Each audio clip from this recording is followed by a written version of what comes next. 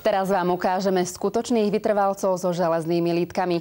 Asi 500 nadšencov absolvovalo po vlastných trasu z Bratislavy do Brezovej pod Bradlom, takzvanú Trnavskú stovku. Tento turistický pochod patrí medzi najnavštevovanejšie na Slovensku. Sobotné ráno bolo na bratislavskej stanici Rušno. Asi 500 turistov malo na tvári úsmev a boli pripravení zdolať neľahký pochod do Brezovej pod Bradlom. Skalní sa tu stretli už po 39. krát.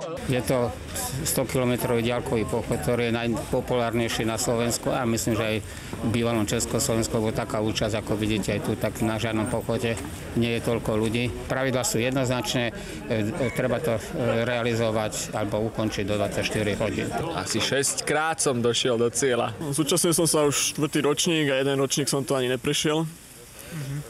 Lebo som nemal na to silu. Turisti sa počas stovkového kráčania zastavili na 9 kontrolných stanovišťach, kde im organizátori dali pečiatku. Zároveň sa občerstvili palacinkami či inými dobrotami bohatými na cukor. Pivo sa veľmi nepilo, pôsobí vraj ako závažie. Podaktori mali ešte na Pezinskej Babe v pláne prekonať rekord. To je horolezec, ktorý majú také 8000 za sebou. No a ten samozrejme kondíciu musí mať, tak ten prichádza, čo ja viem, za takých 16 hodín, možno že aj skôr. Vytrvalcom sa paradoxne išlo lepšie do kopca ako z kopca.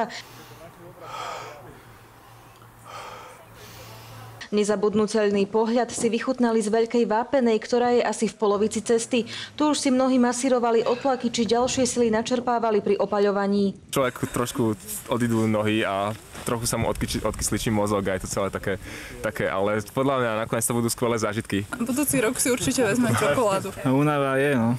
Fajn, ide sa fajn. Po tých 50 kilometroch zhruba to je zabijak.